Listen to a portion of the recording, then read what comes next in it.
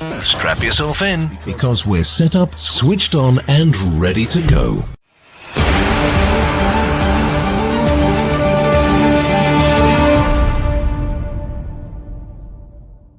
You are watching Leicester Till I Die TV.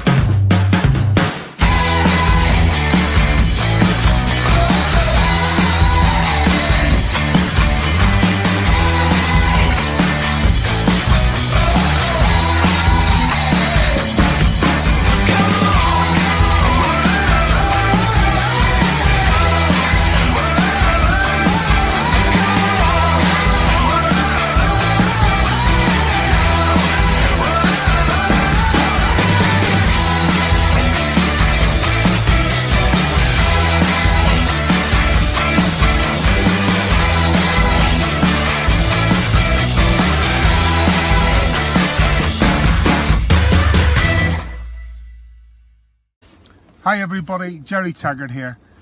Now be sure to watch Chris and Leicester Till I Die TV by subscribing on YouTube and following them on social media for all the latest Leicester City news and information. Come on you foxes!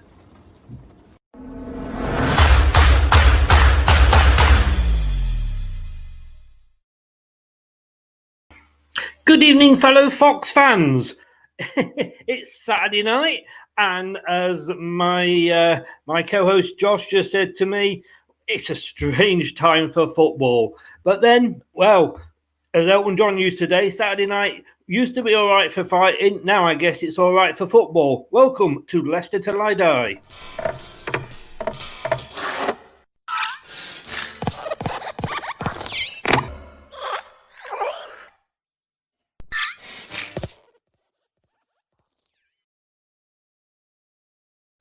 Last weekend, it was 4-0 in the Cup against Stoke. Back to league action tonight with a small matter of the Saints.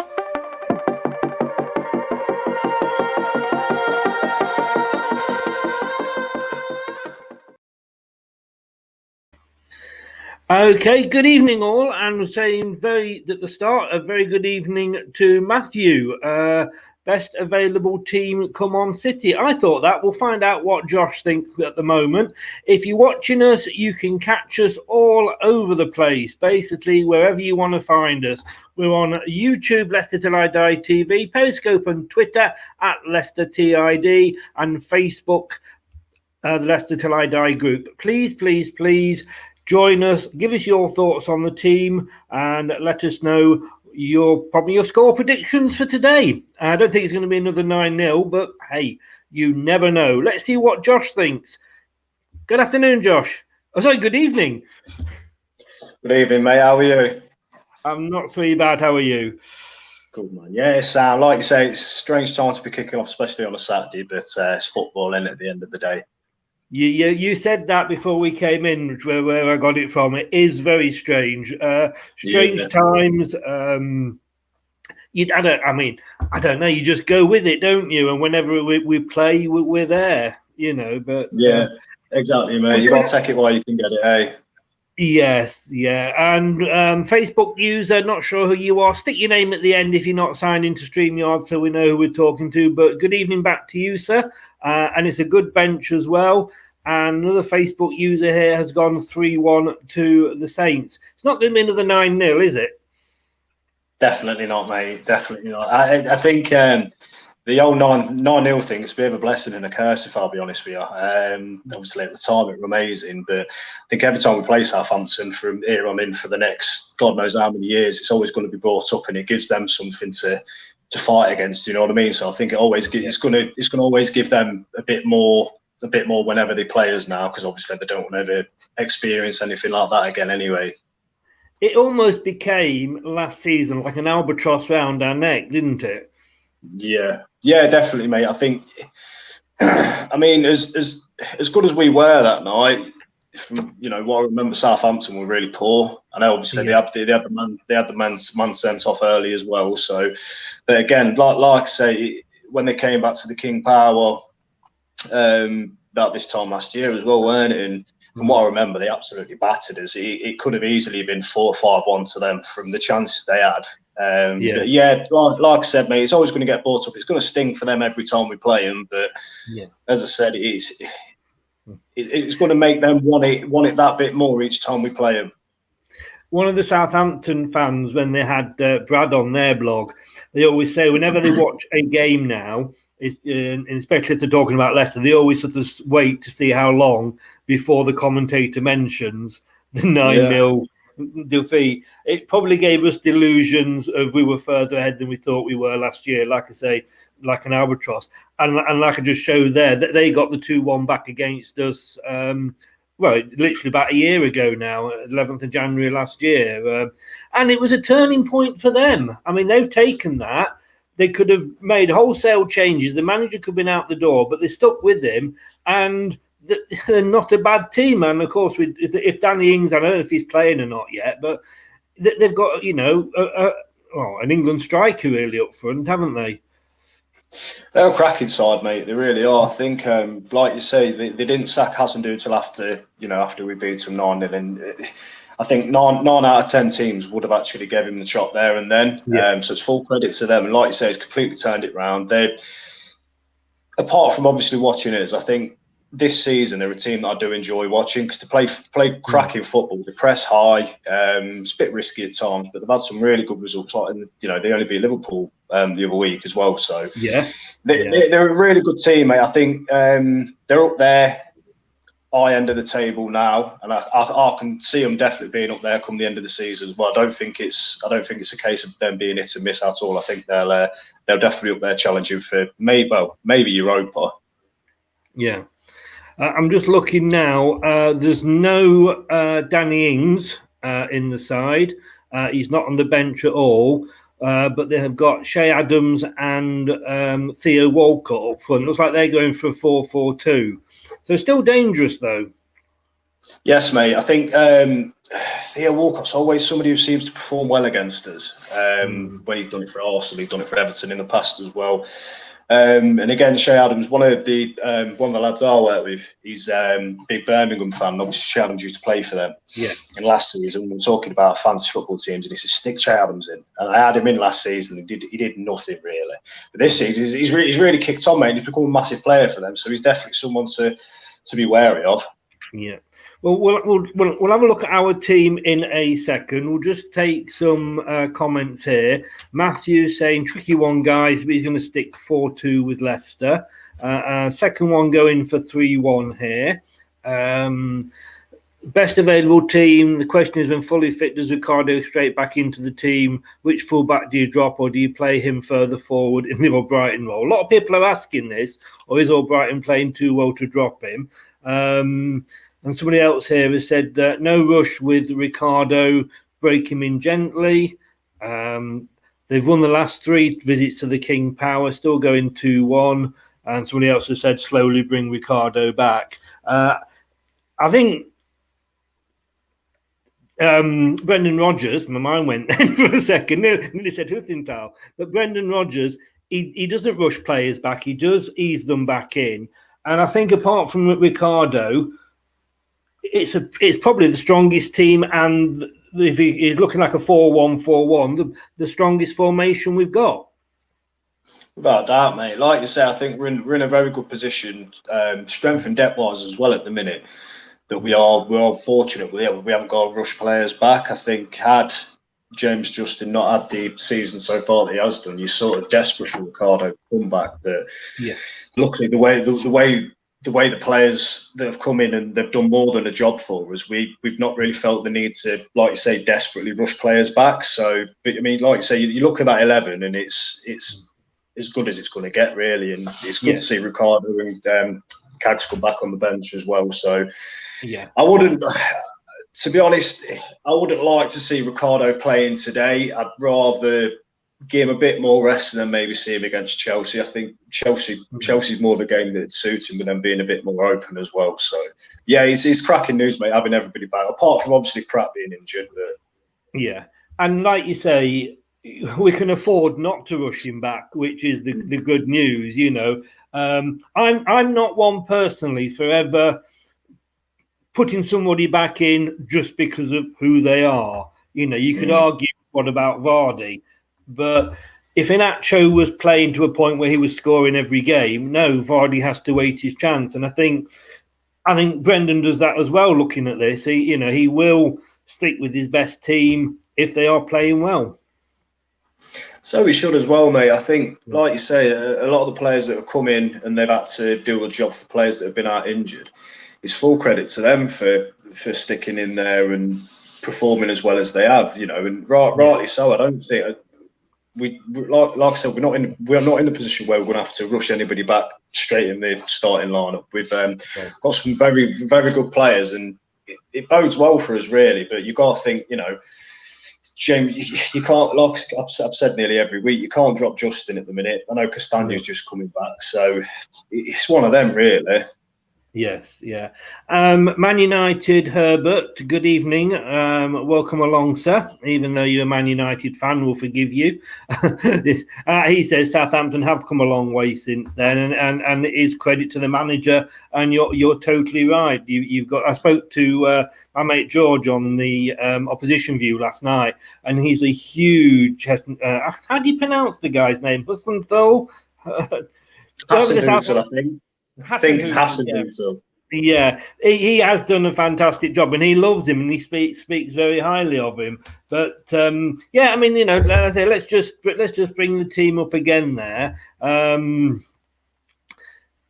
Schmeichel obviously in goal. I think it goes without saying. That back four: Castagna, Fofana, Evans, Justin. I mean, it's probably up there with probably one of the best defences in the Premier League at the moment. I'd say so, mate. Without doubt. I think we're in a strange position, really, with fullbacks. I don't think you're not going to get many teams come across that could have fullbacks that could play either side. Like, you know, we know Justin could play right or left. Castagno could play left. He's playing left back. He's played right mid for Atalanta before and right back, and so we're in a fortunate position, really. And like you say, for me, it's this defence is, like you say, it's up there with. I'd put it up there with maybe top 3 in the Prem, definitely, and especially with the centre backs we've got. And then obviously, and indeed, it speaks for itself, really, doesn't it? As that holding midfielder, and I've got to take my hat off here to Albrighton. At the start, I know Under's been injured and he's back on the bench today. But Albrighton, he just goes on and on. He's like the Duracell bunny, isn't he? He just never seems to stop, and he's fought his way back into that team. And you've got to say he's there on merit. You're right, mate. I think, as you know, I know Under's been injured, but I've been one to call for him to start a lot more games. But having said that, I think Albrighton, he's not. I'd say the last few games he's played, he's not been outstanding, but he's done the things that he's always done well. Do you know what I mean? He always gives 110%. I've never ever seen him underperform in a Leicester game to the point where you think, well, he's not tried. He always tries his hardest, and he's always got that delivery in him where the ball he's going to put in is always going to be world class. He's going to hit at least 2 or 3 a game. It's just getting on the end of them. But yeah, definitely. I'm glad Albrighton's starting. I think, like you say, he's performed that well recently. That you can't take him out of the team. No, not at all. It is a nice position for Brendan to be in, like you say. I mean, you know, again, if you look at the bench, excuse me. I mean, that's pretty damn. That's probably a stronger bench as we have. Well, that I can remember for a long, long time. You know, I've always looked at our bench and thought, oh God, you know, I say the B team, and I don't mean the B team, but the second string, if you like. You're thinking like, oh, you know, it's not as good as other teams, but you could almost put that out. You know, any of those in the first 11 and be happy with them. Yeah, definitely. Like I say, you know, you look at the bench now. You got Cags, Ricardo, Under, who, you know, plenty of starts with Roma and that in the past. Perez, who were a regular starter for us last season. Ian Acho, he's got his doubters and that, but it's options to bring off the bench, and it's different options, different positions of the pitch where if we are struggling, you can bring someone off the bench to come on for us, and you think, well, they're gonna do a job for us. Yes, yeah. Let's just have a look at some more comments here. Considering every team has forgot defending, Leicester and City have a good defence. The next stretch of 4 or 5 games define our season. Rob, good evening, Rob. How the devil are you, sir? The team sheet is looking good. Who is the weakest link? Hello to the bronze plumber. I'd find it hard to say who the weakest link is.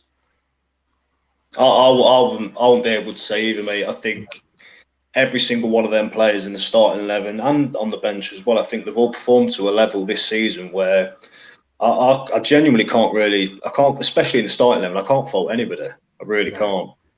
And when you look at the bench and the fact that you see sort of Luke Thomas on there, you don't even worry about him. Champions League, wishful thinking, Europa League, goal to his name.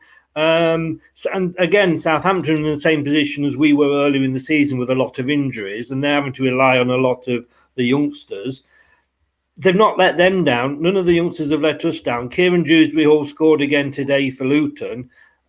Again, you look at Chelsea last season, had to play with the youngsters because they weren't allowed to buy because of the transfer embargo, doing a hell of a lot better than they are this season when they spend a couple of £100 million. That's the thing, mate. Like you said, I think the old COVID sort of pandemic, I know like financially it's hit a lot of clubs, and it has gave clubs a chance to look at the youth and bring through players from the academies and stuff, and fair play. And like I say, I think a lot of teams in the Prem this season, and I know I listened to your show with your Southampton fan last night, and he was saying how well their youth team's done, and like it's fair play. If they're good enough, stick them in. Like we saw, like you say, from Luke Thomas last season when we put him in against Sheffield, and it was a game that we needed to win really. And then within 20-30 minutes, he'd got an assist. So like you say, he's another one who can come on and you think, yeah, he's going to be fine. He's going to have a mistake in him because he's young, but definitely I'll trust him to slot in at left back. Yeah. Tony, good evening, Tony. Welcome along. They say you're only as good as your last game. It's very true. And it's great competition for everybody's shirt. And you don't necessarily need if you've got 11 players that on that pitch work together as a team, and I think we really do at the moment, you don't need a one outstanding player if the whole team is performing as they should be. It definitely helps, mate. I think you know as well as I do, the media are quick to pick on certain individuals, but take for example our midfield. For me, it's the most balanced. I'd put it up there with one of the most balanced midfields in the whole league, especially like when we've got players fit with Ndidi, Tielemans, Maddison. You've got Ndidi's obviously the pivot at the back, does everything. Tielemans is good box to box, and Maddison's up there creating chances. So it's. I could say it all night, mate, but I think sometimes like we're all guilty of looking at results we've lost, and you think, oh, bloody hell, it's the end of the world. But you look at the position we are in strength-wise with the players we've got. We are really, really lucky to be in the position we are. Yes. Oh, definitely. I mean, as I always say, it's one of those where if you're given these things at the start of the season, would you take it? And of course, yes, we would. See, Chelsea have actually beaten Fulham. I think it's still only just taken them up to 7th. It's very tight up there at the moment, though, isn't it? I know sort of the big game tomorrow, which I'm sure Sky will be mentioning every 5 seconds, Man United, Liverpool. But, you take sort of Liverpool 33, Man City 32, Leicester and Everton 4th and 5th also with 32, Tottenham with 30, Chelsea 29, Southampton 29. It really, one game and, you could drop 4 or 5 places. It's not the end of the world in real terms, is it? That's the thing, mate. And it's going to, I think it's going to be like this all season, to be honest. And if we are to lose a couple of games, for me, like exactly what you said, it's not the end of the world because another couple of wins and you could end up back in 4th and 3rd. It's going to swing. The pendulum's going to swing all season. It's going to be really, really tight up until the last 3 or 4 games, I think. And there'll be plenty of teams in with a shout of being top 4. Yes, yeah. And Lee, good evening, Lee. Thanks for that. Yeah, I think Dewsbury Hall will be back at the end of the season, and he's just won Luton's man of the month, player of the month, I should say. Scored today. He obviously is going to be in our plans for the future, and I think I fall into this trap as well when we're looking at the team, and it's January. We look at last January and we didn't buy, and I think last year that cost us. I don't know whether Brendan's looking for anybody. He said he's in no hurry to bring anybody in. But, you know, when you got these young players that are going to come through, if he buys somebody, who's he going to drop? With a striker, I accept a striker. Yeah. A striker, but aside from that, it's a good point, mate. And the thing is, I'd take the Pratt injury for example. I don't know if we've got the option to recall Dewsbury Hall at all. I think we've missed the deadline. I'm not sure. We've missed it, have we? If we hadn't, it'd have been the perfect time to bring him back. Like I say, stick him on the bench, bring him on for games where he showed in pre-season he could do more than a good job for us. I know he's still a young lad, and like I say, I think next season hopefully he can really kick on for us. Transfer-wise, mate, I think with Slimani going, I'd like to see us bring another striker in, definitely. I know he had his doubters and he had his haters, Slimani, but I don't think he was bad as everybody made out, really. I don't really think he didn't get given a decent run in the team, I don't feel. Not from what I can remember anyway. So I'd like to see us bring someone in, even if it is on loan, just to give us another option up front. I think with Slimani, he was. They'd say this about, and I really hate to criticise Ranieri because, of course, of what he did. But you know, his buys. You know, when you look, where are they now? Most of them, do you know what I mean? So, not with us. His problem seemed to be when he does actually start bringing his own players in. He was a bad buy because he just didn't fit into any plan or formation that our managers since then have wanted to do. You could argue that when he was on, he looked a bit lazy, but then it's his type of game. And to be honest with you, you know, Mo Farah would look lazy compared to Jamie Vardy if you stick him up front, wouldn't he? And he was onto a hiding to nothing, really. You know what, mate? I'm glad you said that because I think, and we know as well as anybody else does, we play to Vardy's strengths. But when you're as good as Jamie Vardy is, and you've done the things he has done for us, that's fair enough. And it's tricky to. It's going to be tricky to try and bring anybody in who's happy enough to sit on the bench and take the chance when they get it, because we know full well until Vardy's legs go, until he retires, he's going to be our number one striker, and that goes without saying. So, like I said, I agree with the Somali thing, mate. I think he's got a certain way of playing, and just unfortunately the way we play, it just didn't work out for him. No.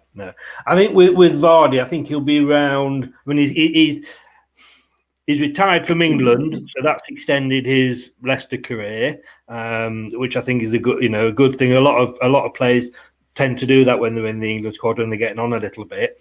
But I think he will stay with us, and I think he'll be a super sub. I think at the end, I think when you can't manage the 90 minutes. Maybe a bit like a Wes Morgan at the moment. He's the sort of player you bring on. You bring on Wes maybe for the last 10, 15 minutes if you're trying to hold on to a 1-0, or you need a bit more, strength at the back just to keep things tight. With Jamie Vardy, you're going for that win. You're 1-0 down, 15 minutes to go. Bring him on, even in a couple of years' time. Say he can't do the 90 minutes, but for that's 10, 15 minutes, he'll whip defences apart. Yeah, definitely. But we do need to get somebody in that can dovetail. And if we are going to get somebody in, and I think Brendan is slowly realising this, is that with Slimani, he wasn't going to ever play to his type of a game. No, yeah, unless you put him in a 2 with him and Vards up front, which I think we did a handful of times, and it worked. And then it worked, and then it didn't. But like I say, Slimani, he is a good player, but it's just unfortunate it didn't work out for either of us really. But I don't think he was as bad as some of our fans make out. Put it that way. I just, for me though, like say, and I've said this a few times, in the title-winning season, Vardy got injured, Vardy got sent off. Again, then we played Swansea. You Joe would come on and he'd got goals in it. There's nobody, and I hate picking on Inacho, but I just don't feel confident with him coming on and getting the goals. But we've got other players that are chipping in, mainly Barnes, who's supplying goals anyway. I think we could just go back to the Stoke game last week when we were on about Perez starting up front. Perez in that position last week, he surprised me really. He seemed to play more of a false nine. He would drop in deep, which we know he likes to do anyway. And like I said, pretty much last week, he was bringing in the wingers a lot, and we were seeing Barnes make runs in from behind. And it was more like Barnes were playing the more advanced position than what Perez was. So whether Brendan goes with that sort of thing in future, if Vardy ever does get injured and he's out for indefinitely, we may see more of that. But it worked against Stoke and that. So, but yeah, it's we're all managers, but we all get it exactly wrong. It's easy. We're all managers. It's easy to do it from your armchair, isn't it? Hey. Exactly. You know what it's like on FIFA. Yeah. You can do it on there. But just looking at these are today's officials. Stuart Atwell is the man in the middle. Unfortunately, Jonathan Moss is the man in the VAR hot seat. He's a prat, isn't he? He really is. Words, Jonathan Moss, and it's like, oh God, I can't stand below it. And people think it's always about. It goes back to the Vardy West Ham incident, but even before then, I've just never rated him. I really don't like the chap. I don't think many people would probably argue with him there. As a referee.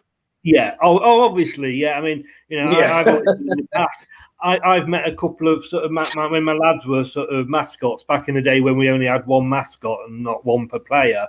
And I met Craig Levine and Ian Holloway, both who were, you hate them as managers, but take aside from that, talking to them with the guys, they are nice guys. They are nice chaps. But Jonathan Moss, I wish he'd retired, to be honest with you. Right, I went for 3-2 the other day. Even with Danny Ings being out, I think they will trouble us with those front two of Adams and Walcott. What are you going to go for, Josh? It's going to be close, mate. I'll get a lot of stick from the lot on this channel, to be honest with you, because I think I've only predicted to win once. I am going to go. I'm going to go 2-2. 2-2. Yes. Yeah. Which I don't think would be a bad result, to be honest with you, because these are on form, isn't they? So I think as long as we're not losing to the teams around us, you've got to look at that as a positive, and what have you. But and it's always hard. It's always hard to predict against your team. I mean, if we're playing Barcelona next week in the European Cup game, I'd still predict us to win, not to lose. You just your own team to lose. Ian Marshall does on the predict the score on lcfc.com, but that's Big Marshy for you. I'm not going to argue with him. Josh, thanks very much, mate. I will say quickly though. Yeah. I know I said we'd score our first corner against Crystal Palace, but it's going to happen tonight, mate. It's going to happen. Fingers crossed. Anyway, I'm going to keep saying it every week till it happens. I was going to say this could become. You could be sort of Josh. We're going to score from a corner today. So, that's it. Yeah. Exactly. That's your new. You should have that on your Facebook profile. Yeah, that's it. Yeah. Dump the Uncle Josh and Josh We're going to score from a corner today, Johnson. That will be your new title. Well, That's hey, it, I hope mate. you're right. I hope you're right. But thanks very much. Here's to 3 points. Enjoy the game, mate. And you, mate. Thanks for having me, Chris. Not a problem. Thanks for coming on, and we'll see you on Tuesday. Yes, mate. Chelsea in another big game, so I look forward to it, pal.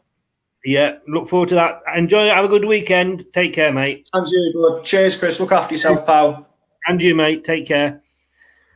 Lee, thank you very much. Now, he's gone 2-1 to the Foxes. I don't think it'll be easy. I think we've all said this. It's not going to be easy. It's going to be a hard game. And the sort of game, as long as we don't lose. But I think it's going to be 3-2. But then, what do I know? Guys, kicks off in 10 minutes. Going to see you half an hour, 40 minutes after kickoff.